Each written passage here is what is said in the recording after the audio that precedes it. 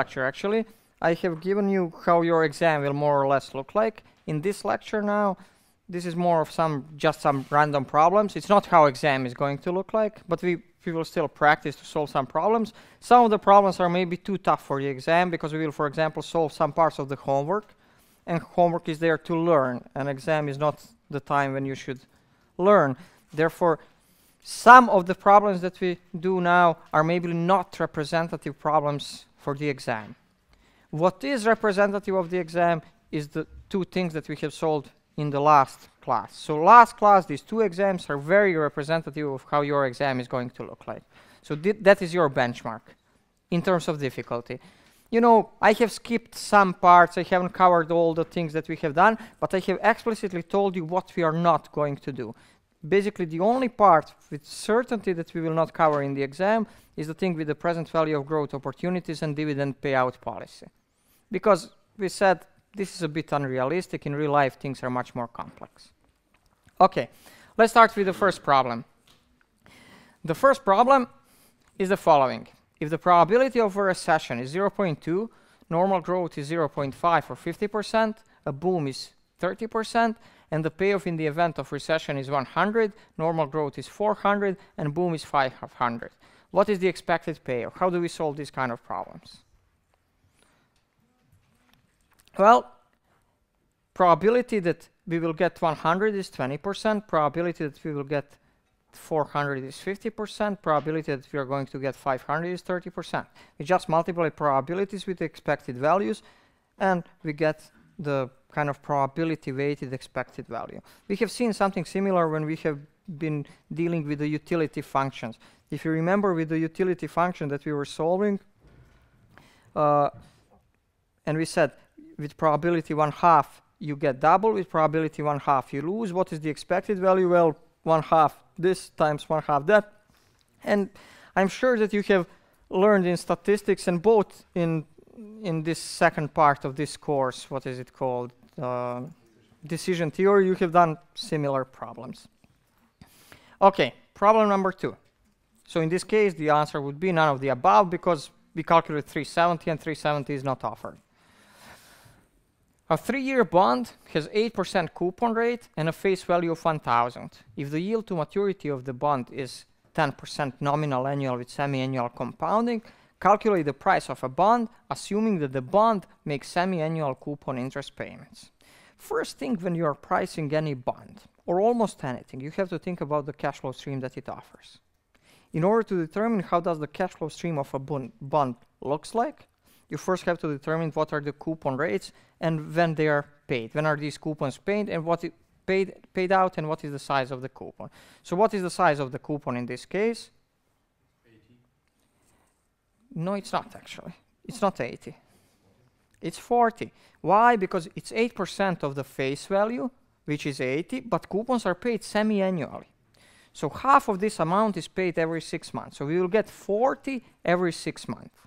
And then we have to discount a cash flow stream that will give you $40 every 6 months. And in the final payment will be face value plus the last coupon, or 1,040. So this is how we would discount. Now, the thing that you have to also pay attention to is what do you use to discount? In the examples that I have showed you previously, we have been using the yield curve to discount these rates. However, in this exercise, you have the yield to maturity. And what is the yield to maturity? This is the rate that when you use to discount will give you the market price of a bond. So you can freely use this rate to discount all the coupons, because this is by definition it. Now, this rate is 10% nominal with semi-annual compounding. What does it mean? It means that you get half of this amount every 6 months, half of these 10%, so 5% per 6 months. So the first 6-month coupon will be discounted with 1.05. The second 6-month coupon, which appears in 1 year, will be discounted with 1.05 to the square, etc., etc. When you discount them, sum them up, this is going to be the market price of a bond, or the value of the bond. Therefore, the correct answer is B in this case. Okay. If a 4-year spot rate is 7% and the 3-year spot rate is 6%, what is the 1-year forward rate of interest 3 years from now? This is a typical problem, and we have solved many of problems like this. And we said, probably the best way to think about these problems is to do this thought experiment. And the thought experiment would be the following in this case. How can I invest money for 4 years? One way to invest money for 4 years, you go to a bank, and you say, I leave my money for 4 years. What do you give me? And they will tell you, we give you a 4-year spot rate for 4 years. Therefore, you will end up with 1 plus R4, where R4 is a 4-year spot rate, to the power of 4 after 4 years. Alternatively, what you could do is you could sign actually 2 contracts. And the first contract would be that you invest for 3 years, and then but in the same moment of time, today, you sign an additional contract that you will invest for 1 more year everything that you have. So basically, effectively, you have obliged yourself today that you will invest your money for 4 years, just with 2 contracts. So these 2 things have to be the same, because in both cases, you have walked in a bank today. In one case, you have signed 1 contract. In the other case, you have signed 2 contracts, but you get your money after 4 years. And how much do you get? Well, in first case, you get 4-year spot rate for 4 years. In the other case, you get a 3-year spot rate for 3 years, and you get a forward rate from year 3 to year 4 for 1 year. And therefore, you can solve for this forward rate, because this is the only unknown in this problem. 4-year spot rate and 3-year spot rate are given, and you can solve it, and you get 10%. Therefore, the correct answer would be A. Even if you are sure that you know how to calculate things, if you have time, please write down how you did it. Because if you made just a small mistake in your calculation, you might end up with the wrong answer and 0 points. But if you give me the calculation and I see that you wrongly inputted numbers in the calculator, well, you will get points. So it's important that I see what you do, because it might benefit you. I personally don't care. If you give me the correct answer, it doesn't really matter. But when you give a wrong answer, this is when it matters. The value of a 5-year annuity is equal to the sum of 2 perpetuities. One makes its first payment in year 1, and the other one makes its first payment in year 6. Is this true or is this false? Is an annuity sum of 2 perpetuities? Well, the answer is, anybody?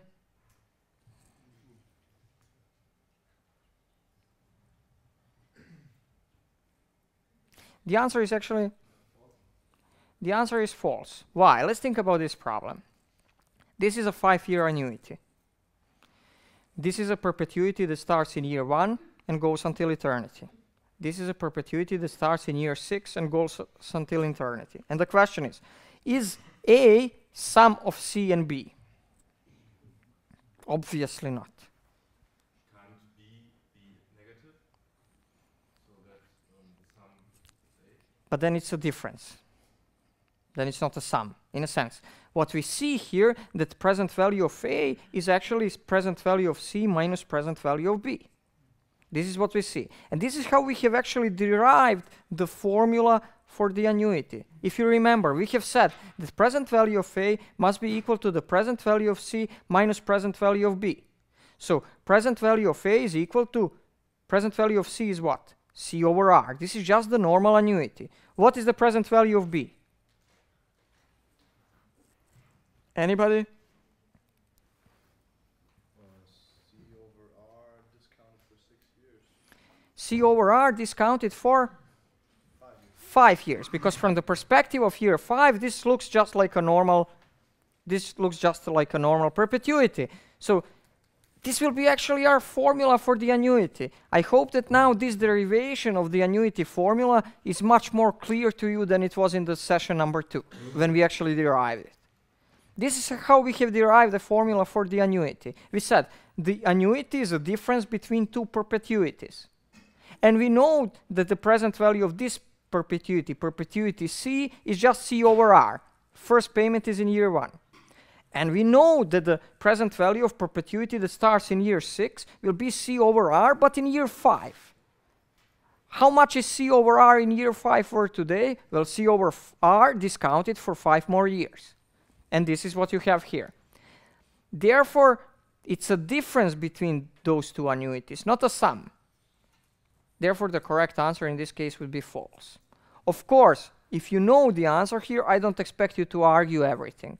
But again, arguing something might be useful for you, conditional that you give a wrong answer. Then I might look through what you have written and it might help you.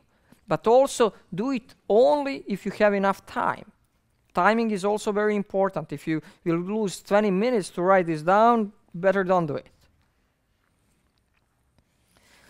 Supercomputer company stock is selling for $100 per share today. It is expected that this stock will pay a dividend of $6 per share and then be sold for $114 per share at the end of 1 year.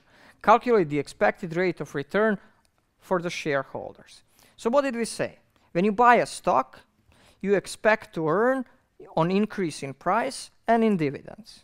So the question that we would like to answer, what is the rate of return after 1 year? Well, you earn on increase in price, you earn on dividends. Or in other words, we said that the price today must be equal, this is return today must be equal to price in year 1 plus dividend 1 minus price 0, what you have invested, divided by what you have invested. So the top thing is basically 114. This is how much you get after 1 year when you sell it.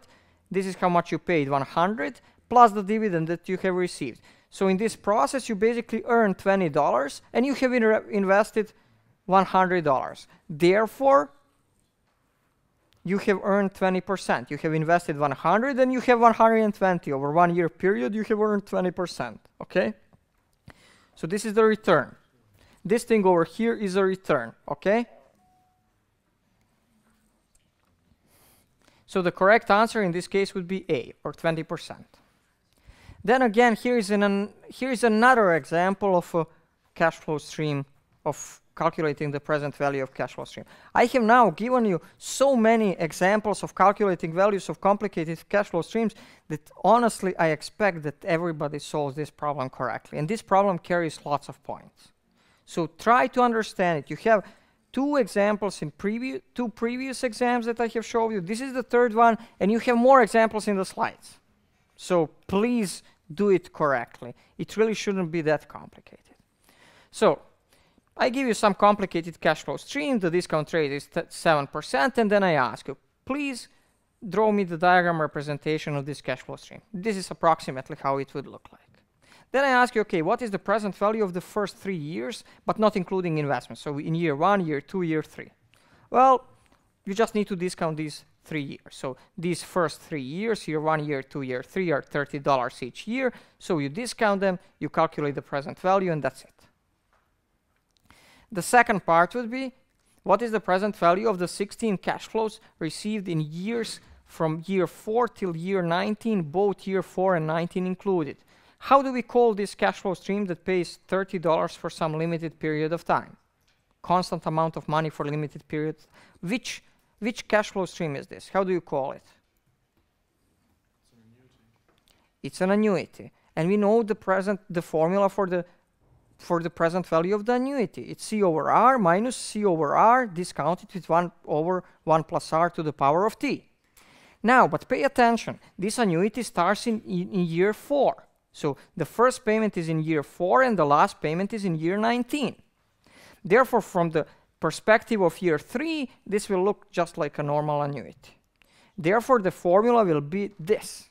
And now pay attention on two things.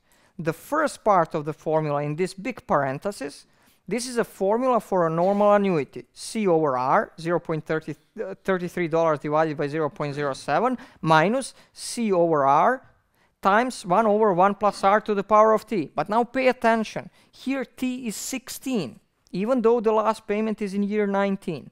This T tells you for the normal annuity, and this is a normal annuity from the perspective of year 3.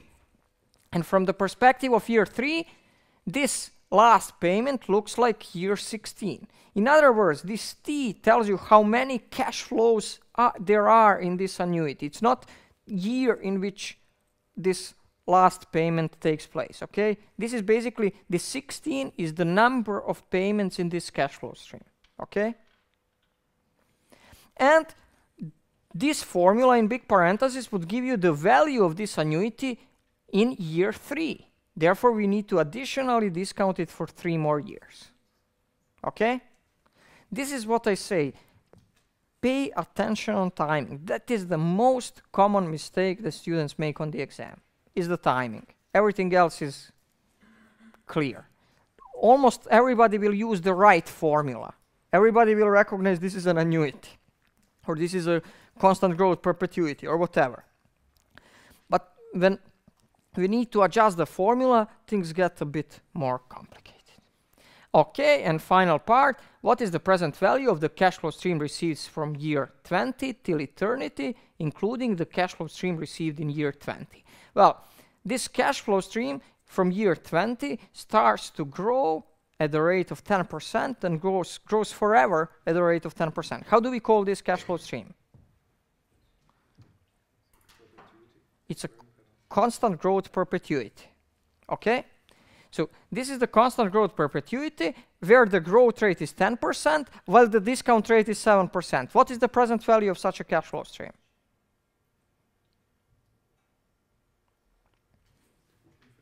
It's infinite. So whenever the cash flow stream grows faster than the rate that you use to discount it, the present value is infinite. And therefore, final answer to this question will be very easy, because I ask you what is the total present value of this cash flow stream. Well, it will be, of course, investment. You have to deduct investment plus present value of all these parts of this cash flow stream. But since one of them is infinite, at the end, you know, the present value is infinite of the whole cash flow stream. There is some company called Muscle Company, and it is investing in a giant crane. It is expected to cost 6.5 million in initial investment, and it is expected to generate an end-of-year cash flow of 3 million each year for the next 3 years. Therefore, the corresponding cash flow stream of this purchase is given by this series of numbers. So basically, investment of minus 6.5, and then each consecutive year for the next 3 years, you get 3 million back.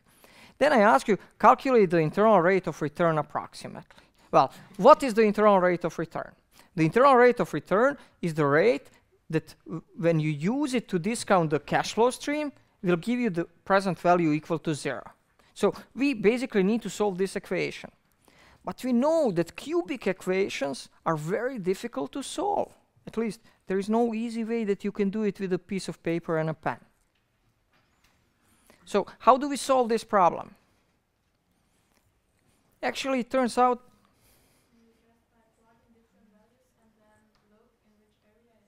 exactly. So you can do it like that, but there is another way that you can do it, basically something very similar to what you have said, just not to look at some values and test it, but in this case you can just plug in A, B, and C. Exactly. You plug in A, B, and C and check which one gives you the correct answer. If you did so, you would actually end up with 18.22% as a correct answer, because it would give you the value of 0. So pay attention here. This is an interesting problem, not only from the finance perspective. Think about it in the following way. Think about it in the following way. This is a problem. This is a problem which is very difficult to solve, but it's very easy to check what is the solution. And you know, you're almost every day confronted with such a problem when you use your cell phone or when you use your computer. For example, when you log in into your CampusNet, you type in the password. Encryption algorithms, all encryption algorithms work in the same way. They do not calculate internal rate of return, but the idea is the same. There is a very difficult problem to solve, but you can easily check whether the answer is correct, and the answer is your password. So when you plug in your password, computer tells you, yes, this is the answer. But even though we know what algorithm computer uses, it's very difficult to find a solution. In a sense, there are many, many, many solutions to this problem, but you know, to find the real one, it's very, very difficult. This is how basically cryptography works. Most of the cryptographic problems are of this thing. There is a problem which is very difficult to solve, almost impossible to solve. It is so hard to solve that we need like huge computing power, but it's very easy to check what is the answer if you know it. This is how password checking works. The company cost of capital is the correct discount rate for all projects undertaken by the company. Anybody?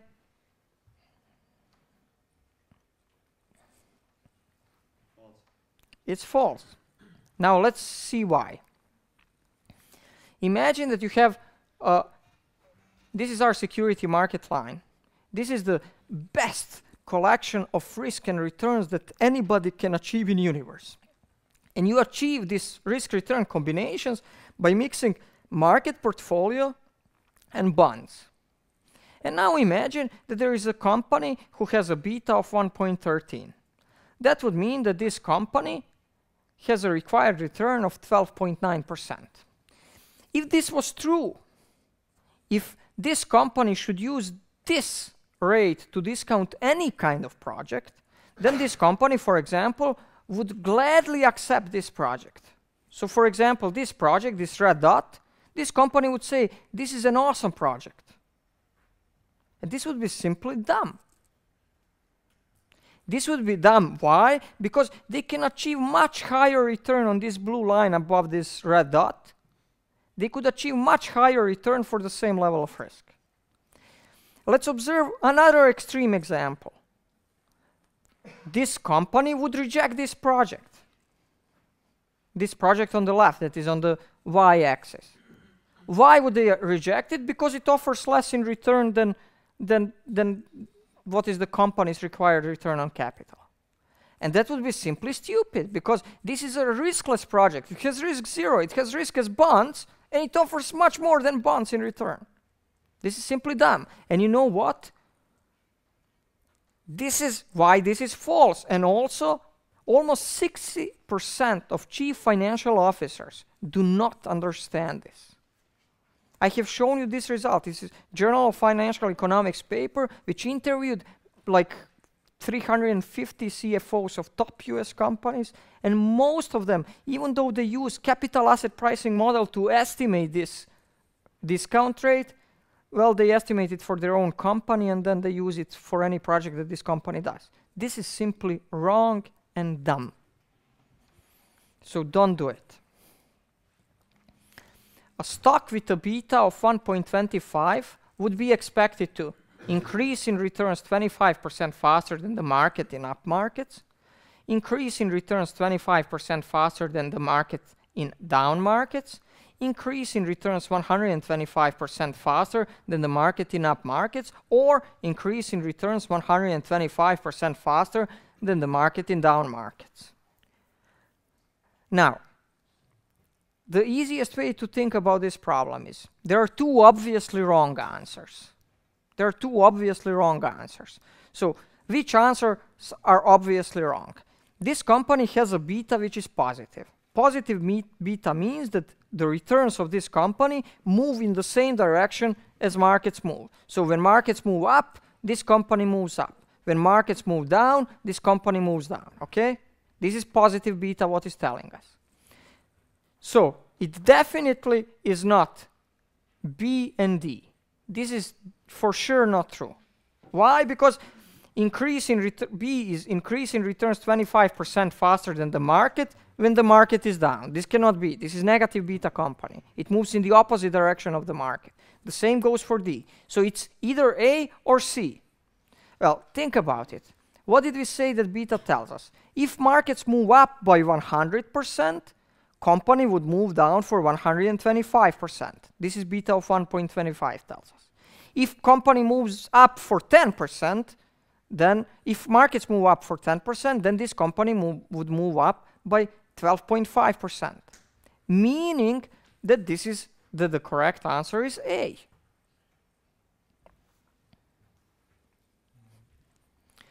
Project X has the following cash flows. C0 is 2,000, C1 is minus 2,300. In other words, you get $2,000 today, and you have to pay $2,300 in a year from now. And I tell you the following.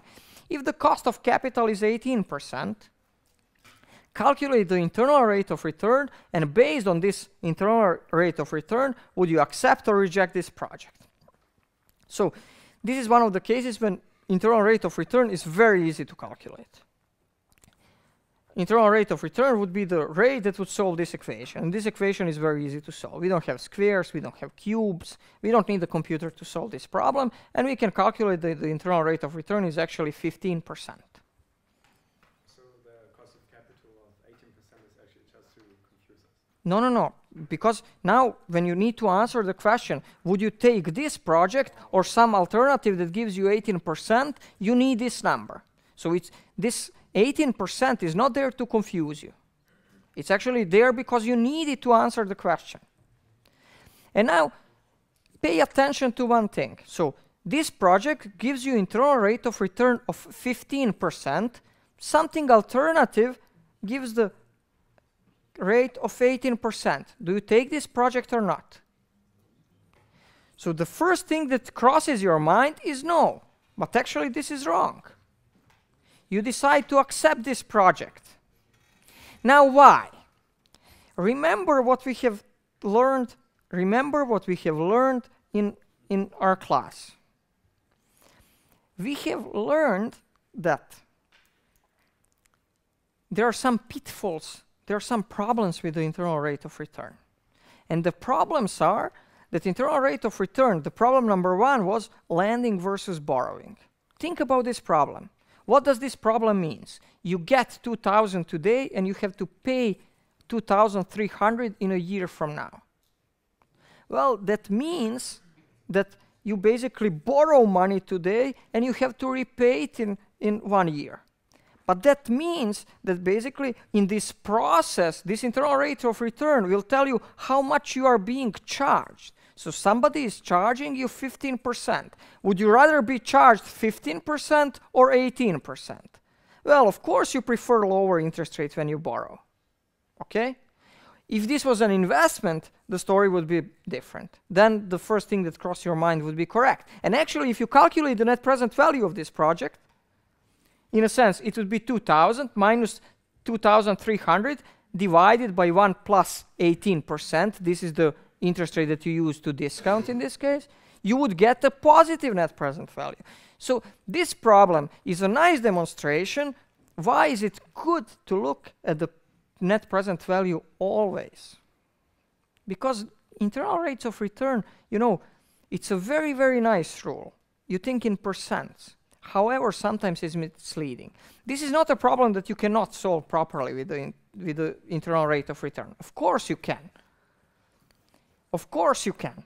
So this problem can be easily solved with the internal rate of return. But you see, net present value here is positive. And whenever net present value is positive is good. Whenever net present value is higher, it's good. So higher the net present value, good, the better the positive net present value is good.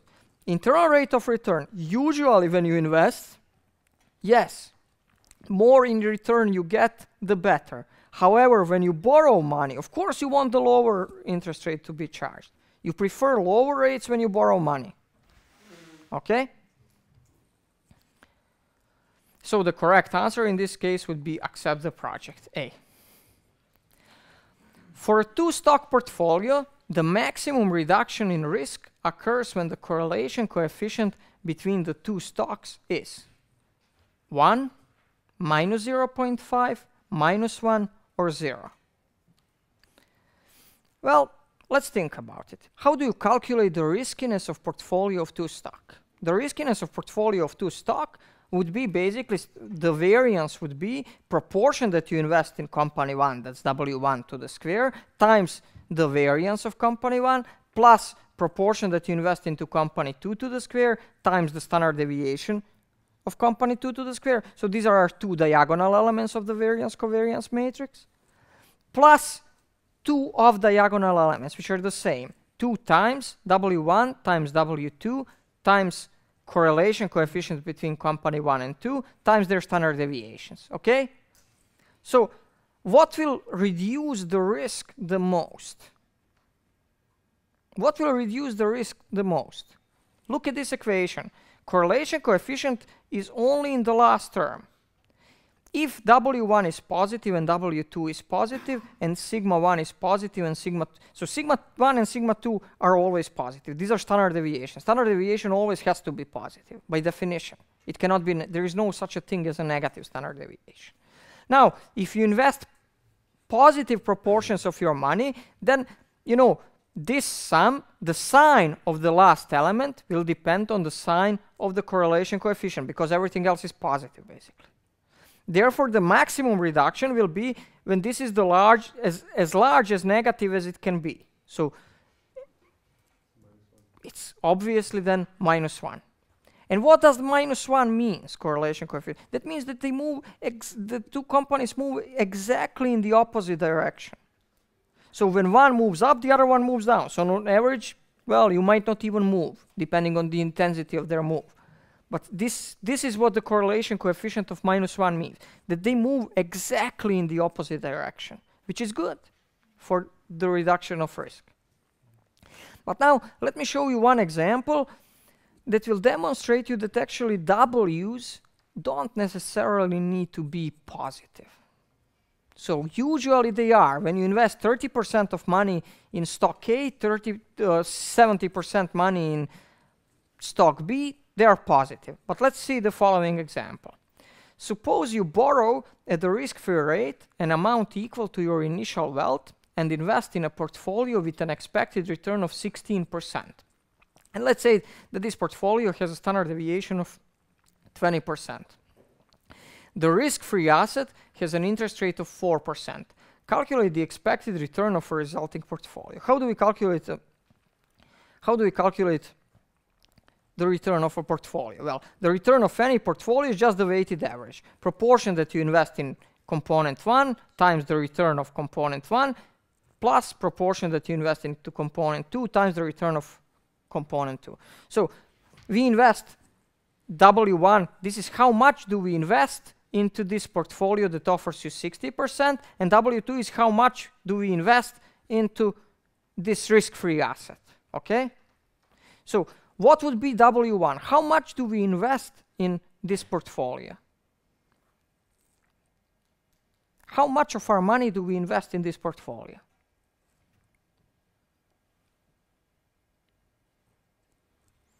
What do we say here? Suppose you borrow at the risk-free rate an amount equal to what you have and invest everything together in this portfolio. So what would be W1?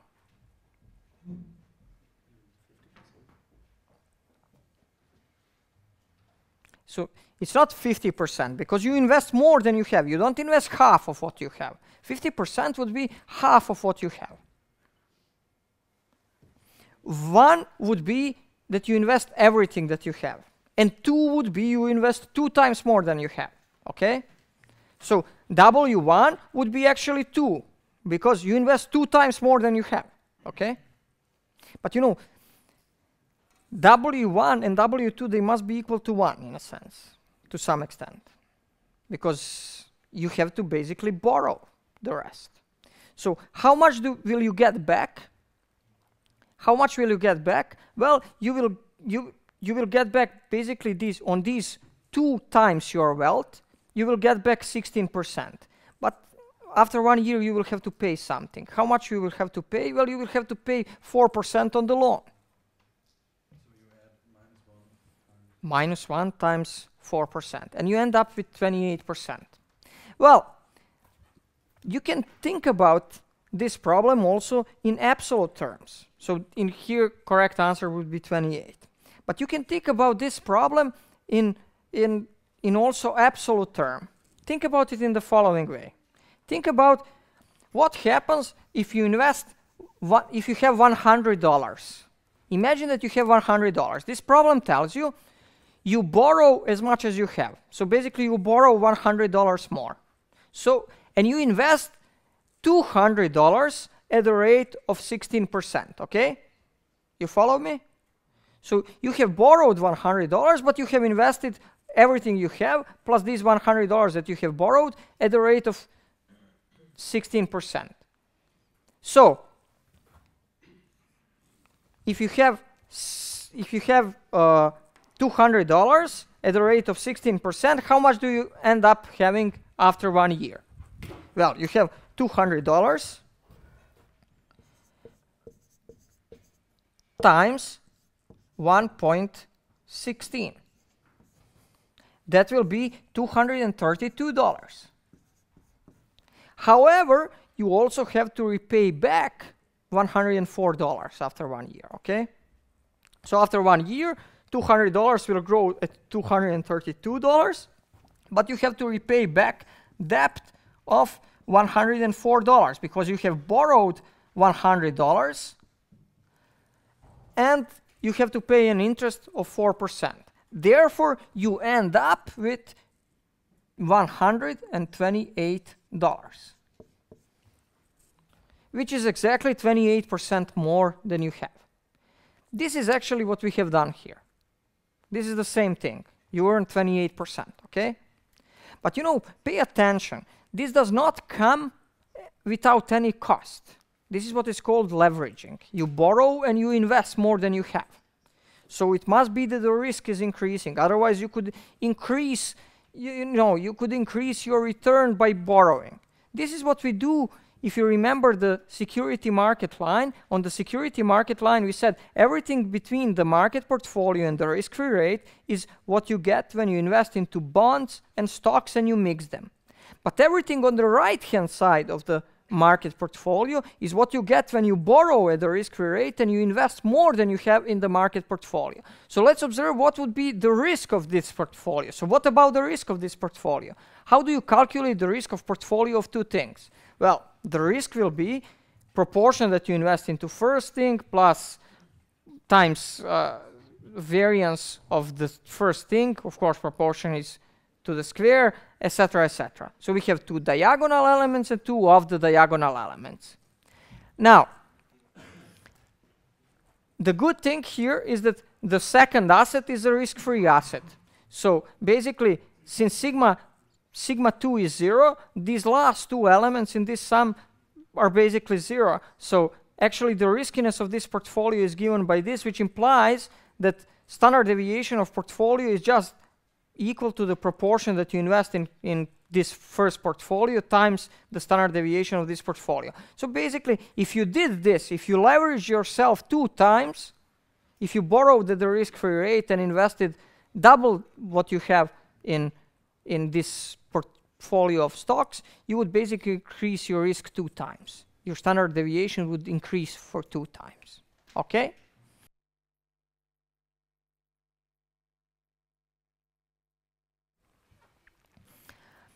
Okay, let's move on. How many dollars is 0.5 or 50.7 cents worth if invested at 12% after 1 year, and how much is it worth after 6 years? Now, this is some of you might remember, this is actually problem. These problems are problems from a homework from the ebook. And the solution is actually easy. This is, we ask you how much this would be worth after 1 year or after 6 years. After 1 year, well, you earn interest of 12%, so it would be 12% more. After 6 years, you compound for 6 years, and that would be equal to exactly $1. Okay. If the opportunity cost of capital is 9% compounded annually, what is the present value of $374 paid in year 9? So, basically, we are asking what is the present value of $374 in year 9, but today. Well, we just discount this with 9-year discount factor, and that's it. These are obviously easy problems. The cost of a new car is $10,000. If the interest rate is 10% and is compounded annually, how much would you have to set up now in order to provide that sum in 5 years? In other words, how much money do I need today in order to be able to afford something that is worth $10,000 in 5 years from now?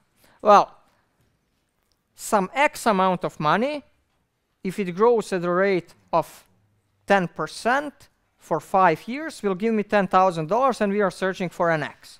Or in other words, we are searching what is the present value of $10,000 today if if it arrives in 10 years, in 5 years from now, well, it's $6,209.21. So if you have $6,000 and $6,209.21, if it accumulates interest of 10% for 5 years, we will end up with $10,000.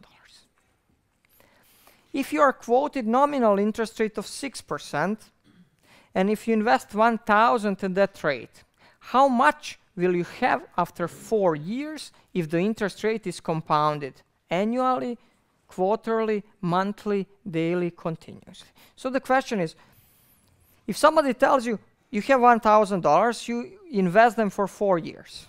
And if I offer you 6% nominal annual with annual compounding, how much will you have? Well, after 4 years, you will have just 6% compounded for 4 years. But what if somebody told you, we give you 6% nominal annual with quarterly compounding? What does it mean? Well, it means that you earn 1/4 of this 6% every quarter. And how many quarters are in 4 years? Well, there are 16 quarters. So basically, you earn 1/4 of this rate every quarter, but there are 16 quarters, and you end up with $1,268.98. It would go similar for monthly. You get 1/12 of this rate every month, and then how many months there are, and you end up with $1,270.49. And you would do the same with daily and continuously. We know how to do continuously. It's e to the power of r times t, or here it's t times r, and you end up with a different number as well. Okay. Now, what is the last question? What are the corresponding effective annual interest rates? So what are the effective annual interest rates that correspond to these different rates? Because these are basically different rates. They are in different units. One of them is in kilos, one of them is in pounds. Or, in other words, one of them is annually, one of them is quarterly. What is the effective annual interest rate? The effective annual interest rate tells you how much more money in percent do you get after 1 year. So in first case, this is trivial. You get 6% more money, okay? Because this is nominal annual with annual compounding. Now the question is, how much in percent do you get more if this compounding is done quarterly? Well, let's see. So if it's done quarterly, that means that you get 1/4 of 6% and you compound it for 4 years. This means that at the end, if you invest $8, you will end up with 8 times 1.06136 times more, which means you earn basically 6.136% more after 1 year. This is what the effective annual interest rate is. It tells you how much more you get after 1 year, okay? Similarly, monthly, you would get a different effective annual interest rate. Or this is daily or continuously. Each of them is different. What is this telling us? It tells us that it's very important in which units interest rate is quoted. If the interest rate is quoted as nominal annual rate, then this is the same as effective interest rate. So you get basically the same amount more after 1 year. But if somebody tells you you get nominal annual with continuous compounding, effectively you end up with more. Okay, in this case it's a little bit more. But we have seen that if interest rate is not 6%, if you remember from the slides from our regular class, if the interest rate is not 6% but 100%, then the nominal annual with annual compounding and nominal annual with continuous compounding differ by 171%. They differ basically by e minus 1. Okay? Suppose $1 was invested in basically somewhere at the end of 18th century at 3.3% interest rate compounded yearly. How much would that investment be worth today? What is the interest rate? Were 6.6%. So let's first answer the first part of the question. How much that investment would be worth today? Okay, this is a bit wrongly solved problem because I solved it last year. So today is now not 2012 but 2013.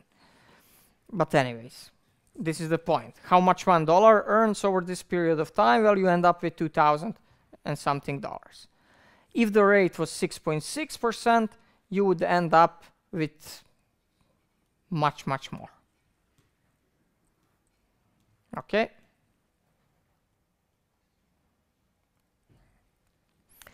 Find the corresponding effective rates for 3% compounded monthly, 18% compound monthly, 18% compounded quarterly. In other words, I'm asking you here how much you earn after 1 year if somebody gives you 3% compounded monthly or 18% compounded monthly or 18% compound quarterly. So how much do you earn in first case? Well, since it's compounded monthly, if you invest $1, you will end up with 1 plus 1/12 of this rate, because this is compounded monthly, to the power of 12. And you end up with 3.04% more. Second case, you end up with 19.56% more. And in the third case, you end up with 19.25% more. Is the effective rate always for 1 year? Because yes. in the previous example, you had also annual effective rate. So yeah, I mean, it should be kind of annual effective interest rate. Maybe this is not precise, because you can say what is the effective rate after 2 years. It will be different. But so annual, usually when we talk about effective interest rate, we talk about, actually in many countries, it's a law that banks have to quote you the effective interest rate. And often these effective interest rates, depending from country to country, might also include transaction costs. So for example, if you start a loan in a bank, they will charge you some, opening an account 20 euros, doing that 20 euros, whatever. Frequently, regulators, central banks have imposed laws and regulation to banks that when they put numbers in advertisements, it must be written what is the effective interest rate, annual effective interest rate. However, banks also try to escape this, and pay attention when you see an advertisement. You can buy a car at 3.25%. And then there is a footnote, somewhere very small footnote, which tells you that this is actually effective interest rate of, 4%. So they are trying to withhold this information, even though they are obliged to supply to customers in advertisements.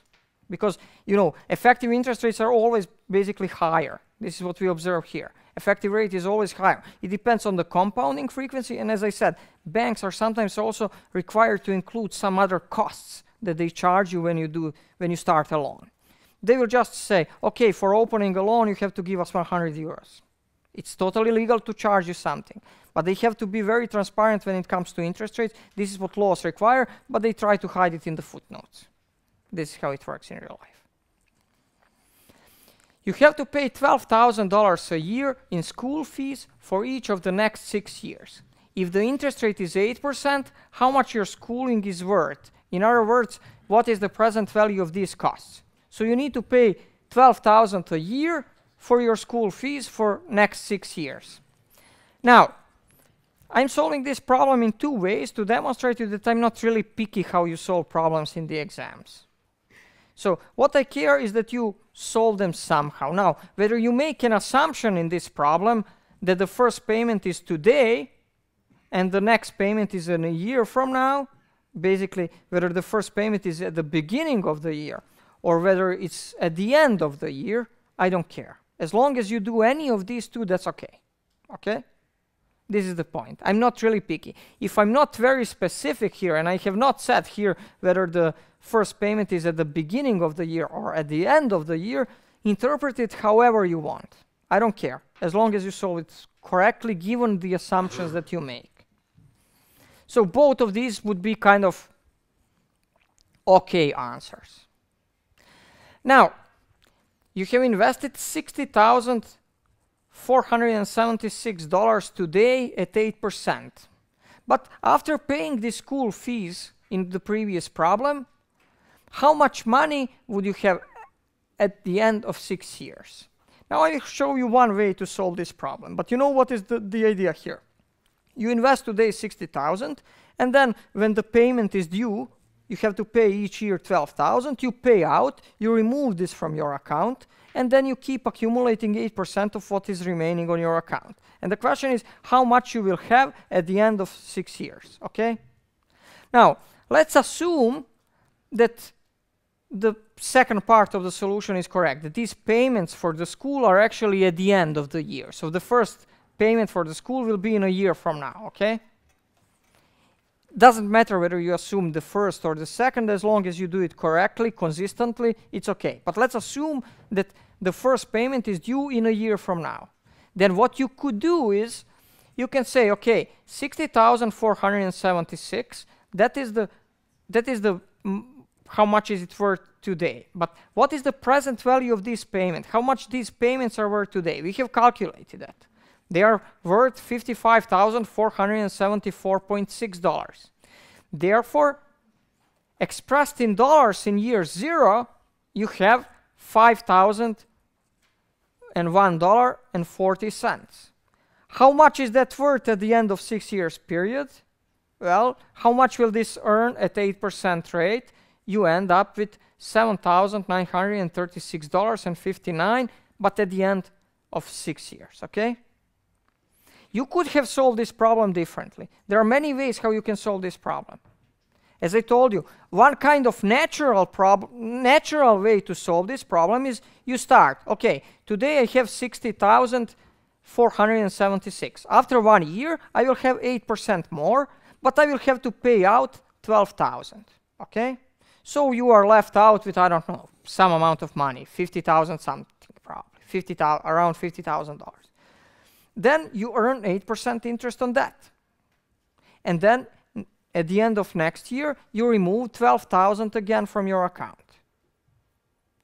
And then you could repeat this process for 6 times, and you would end up exactly with this number, with 7,000 something dollars, okay? You would achieve exactly the same solution.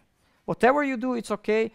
This, what I have done, is probably not the most natural one, but it's, I think, the easiest way to solve it, given that you have already calculated the present value of the other thing. Okay? You have just won a lottery. If the interest rate is 12%, which one of the following prizes do you prefer? $100,000 now, $180,000 at the end of 5 years, $1,140 a year from the next year till eternity, $90,000 for each of the next 10 years, $6,500 next year, and increasing thereafter by 5% a year forever.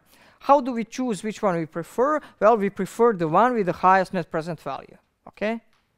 What is the net present value of the first one? This one is easy. It's 100,000. What is the present value of the second one? 180 at the end of 5 years. You just discount 180 for 5 years, and the interest rate is 12% here. C. This is basically a perpetuity. It starts next year. It starts in a year from now and goes forever. 11,400. Well, it's C over R. 11,400 divided by 0.12. It's worth 95,000. D. 90,000 for each year of the next 10 years. Well, this is just an annuity, which starts in a year from now, pays you 90,000 for 10 years. We have the formula for the annuity. We calculate it's 107,354. E, 6,500 next year and increasing forever at 5%. This is constant growth perpetuity, so the formula is C1 over R minus G. And this is 650 divided by R minus G by 12% minus 5%. We end up with 92,857. And since the largest one is offered by D, we prefer the D. So in terms of how much money is it worth today, the answer number D is actually the most valuable one. In terms of how much is it worth in dollars today. If the interest rate is 7% per year with annual compounding, what is the value of the following 3 investments? An investment that offers you 100 a year in perpetuity with the payment at the end of each year. A similar investment with the payment at the beginning of each year. Or in other words, your first payment is basically now. And a similar investment with the payment in the middle of the year. E.g., your first payment is in 6 months from now. So let's answer first 2. First 2 are very simple. The first one is just a normal annuity, perpetuity. It's just the normal perpetuity. It starts in year 1 and continues forever and ever and gives you C. So the present value will be just C over R. What's the difference between A and B? Well, B just has one more payment. It has additional C dollars today. So what is going to be the present value of B? It will be just this plus C, plus 100. So it will be just this, okay? Now, the tricky part comes. The one with the payment which starts in 6 months from now, okay? So this will be the cash flow stream. The first payment is in half a year, the second payment is in year and a half, the third payment is in 2.5, etc. Okay? Now, why is this tricky? Well, we have never solved problems like this. Usually, our payments start later. So this cash flow stream would look just like a normal perpetuity, but 6 months ago. So 6 months ago, this would be like a normal perpetuity, okay? So we know that 6 months ago, this thing was worth C over R. So 6 months ago, this cash flow stream would be worth $1,428.57, okay? This would be the value of this cash flow stream 6 months ago. How much would it be worth today? Well, over 6 months, it can earn you some interest. So it would be worth a bit less. Now, how much? It would earn a bit more. How much more? Well, this is a tricky part of this problem. We do not have, and we have only the annual interest rate. Only annual interest rate is given, and we want to know how much this earns for 6 months. So what we can do is to say, okay, what would be the what would be the 6-month rate that if compounding for 2 times for 6 months would effectively give us 7% per year? Well, we can solve that. We can say, okay, 1 plus 6-month rate to the square, see in the bottom left corner of this slide. So 1 plus 6-month rate compounded for 2 months. We want it to give us 7% after 1 year. Basically, we want the effective rate of 7%, but we would like to find the 6-month rate that will give us effective rate of 7%. And it turns out that the 6-month rate that gives you 7% per year if compounded every 6 months is 3.44%. Then, if this is the 6-month rate, then you would basically earn 3.44% on top of this $1,428.57. So basically, the present value would be $1,477.72. I understand this problem is complicated, and this was part of the homework. The idea behind this problem is that you learn something. This is not an exam type problem, to make it clear. It's not an exam type problem. The point of this problem was that you solve it, that you try to solve it at your home, and that you learn something. And I have given you a solution in the ebook. You have just read an advertisement, pay us $10,000 per year for 10 years, and we will pay you $10,000 a year thereafter in perpetuity. Is this a fair deal? And basically, when is this a fair deal? What about the interest rate? So the idea here is somebody offers you to give you $10,000 each and every year, starting in year 11 forever, in exchange for $10,000 for first 10 years. So what is the first cash flow stream? Pay us $10,000 per year for 10 years. This is just a normal annuity, which starts in year 1 and goes for 10 years. So the present value of the first thing will be given by this formula, just by a normal annuity. And when will this deal be fair? Well, the deal will be fair when the... It depends on the opportunity cost of capital. Yeah, it depends on the interest rate. But when will this deal be fair? When the present value of the first deal is equal to the present value of the second deal. What is the present value of the second part of this deal? It's C over R, but in year 10. So we have to discount it additionally. We have to additionally discount it for 10 more years because the first payment starts in year 11. So this deal will be fair when the equation on top will be equal to the equation on the bottom. And this depends obviously on R. We have to solve for R. It won't be for any R. So this deal will be fair, it turns out, for the interest rate of 7.17%. Otherwise, it's not fair. It's fair when the present values are equal, okay? A young couple has made a non-refundable deposit of the first month's rent equal to $1,000 on a 6-month apartment lease. The next day, they find a different apartment that they like just as well. But its monthly rent is only $800, so it's cheaper. They found a new apartment which is cheaper, and they like it a lot. However, you know, if they switch to this apartment, they will lose the deposit of 1,000 euros. So should they switch or should they not switch? Well, let's check the present values of both cases. So what happens if they don't switch? If they don't switch, the present value will be just 1,000 that they give today plus the next 5 payments that they receive, okay, that they have to pay. What happens if they switch the apartment?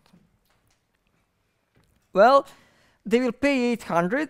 However, they will also have to pay this 1,000. So the first payment will actually be 1,800.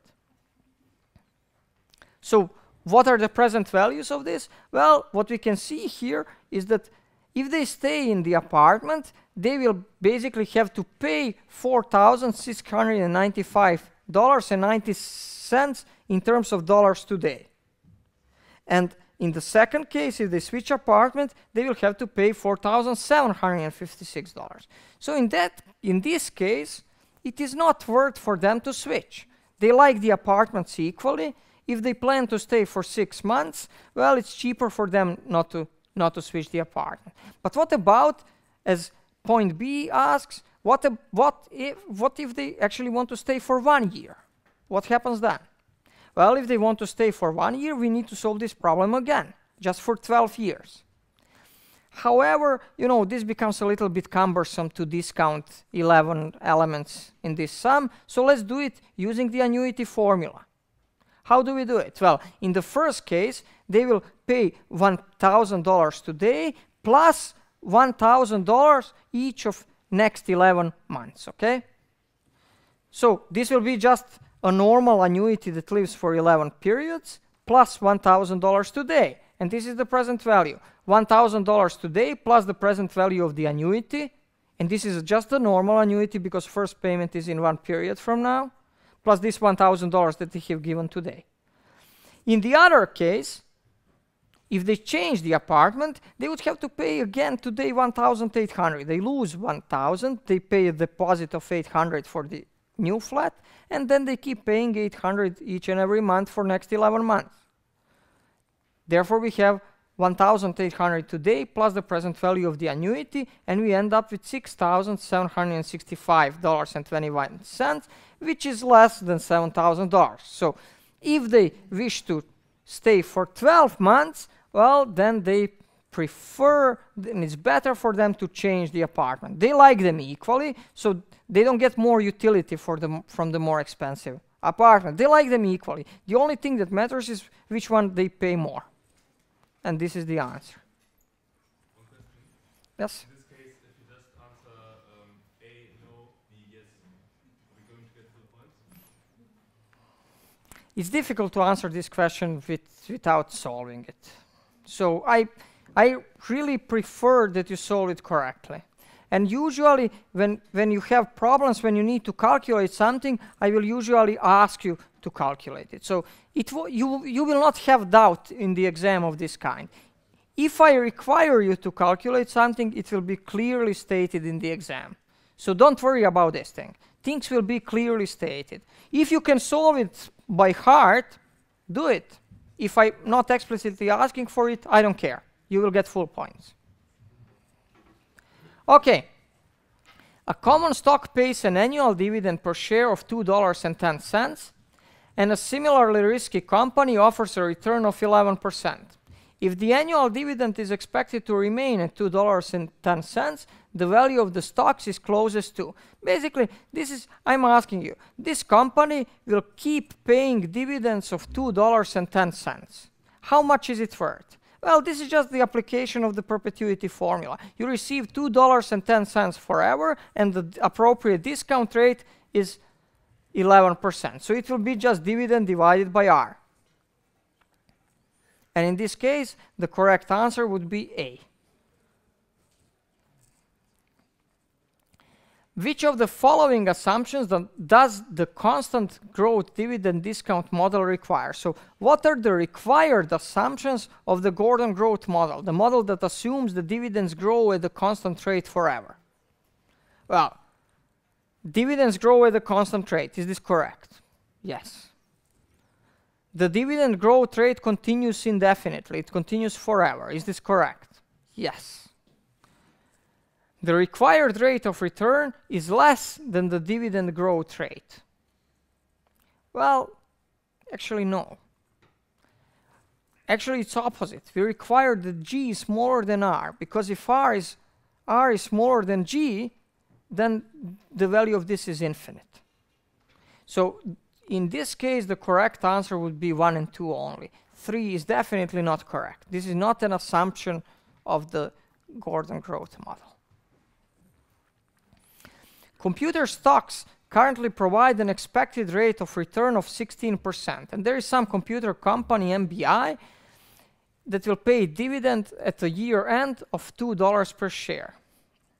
If the stock is selling at $50 per share, what must be the market's expectation of the growth rate of MBI dividends?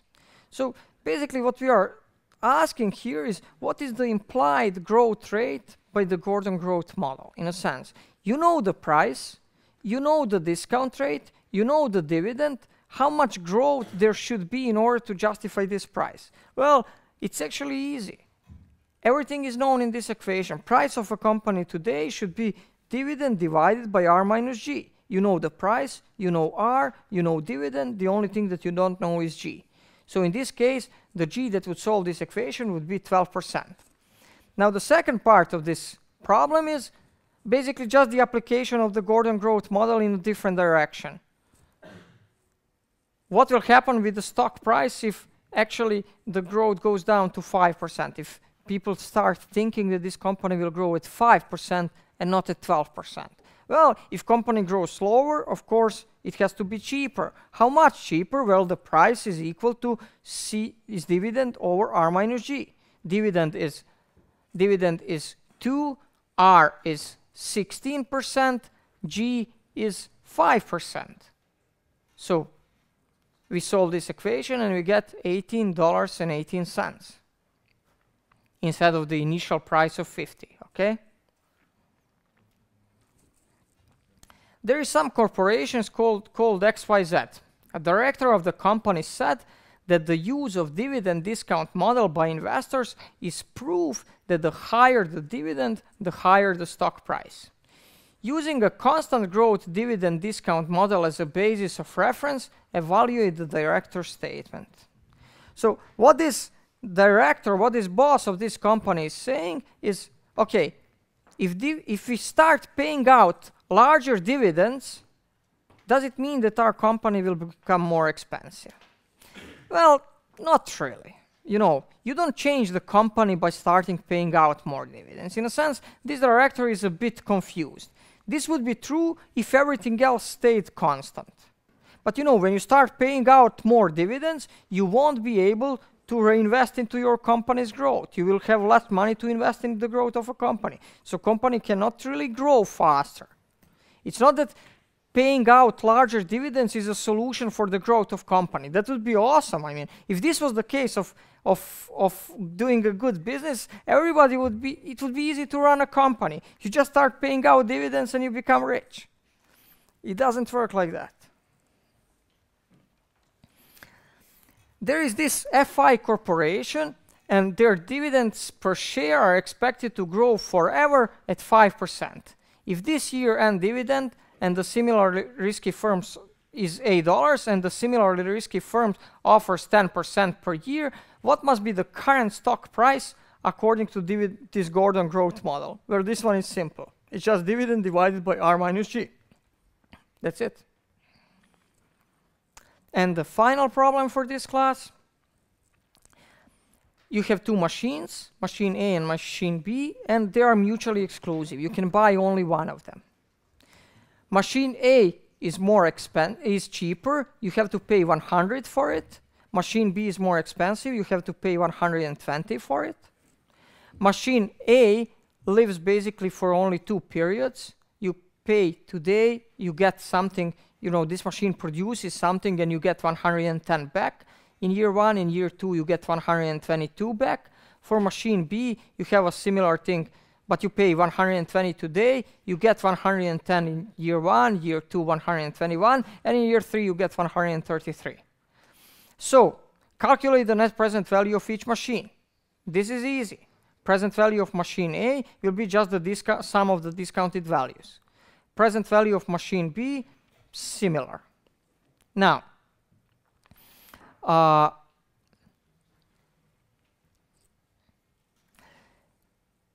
if we observe this thing,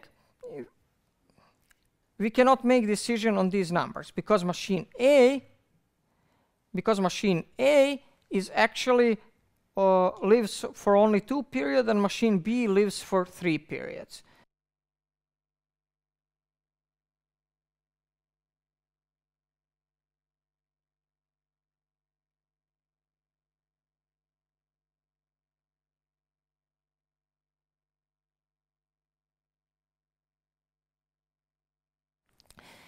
We cannot make decision based on just present values. Why? Because they don't live for the same period of time. So let's solve this using what we call the equivalent annual costs. And there are actually 2 ways how to solve this problem. In the Brealey-Myers book, they will solve it one way. I solve it in a different way. Both are okay. Whatever you do is okay. So how do I solve this problem? Well, these are the present values of each machine. So we would like to see how much this machine costs us per period. So we would basically like to find the cash flow stream for machine A that lives exactly the same period as machine A, but gives us the constant amount of money per period. The same thing for machine B, because once machine A is dead, you will replace it with a new one. So how do we find this C that will make this cash flow stream equal to the present value of these machines? Well, present value of machine A is 100, and the present value of this cash flow stream is C today, plus the present value of this annuity of 2 periods. You can actually, you don't need an annuity formula for this. You can just say C plus C over 1 plus R plus C over 1 plus R to the square. It's easy. The present value of this first cash flow stream. And in the second case, you do the same thing. And you solve for C, and you solve for C. Obviously, machine B gives you more per period. Therefore, machine B is better. And that's it. The end.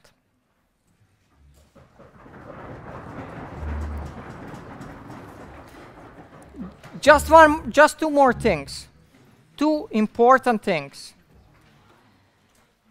I think that next week, in 5 days from now, on November 27th, we will have 1 lecture late in the evening. Please come. It's very important that we have a high rate of attendance, because this person that is coming is a very important person. He is head of the largest pension fund in Germany, and he's coming just to give the lecture for you, so please come. Point number 2, important, you should have received, or you will receive, I don't know that, the request for the evaluation of the lectures. Please fill it in, whatever you think. If you think that these lectures are crap, just fill it in that they are crap. If you think that they are good, fill it, but fill it in. It's very important that we get responses. And just one more thing, pay attention. I am available to you even though this is our last class. I will answer your emails, I will answer questions on the website. I offer you office hours, but we have to schedule them because of my schedule. I cannot tell you tomorrow you have, so I have to schedule them. But pay attention to one thing. 24 hours before the exam, I stop answering. Because usually every year, 24 hours before the exam, I just keep receiving emails. I mean, it's constant. I simply cannot. So please ask your questions before.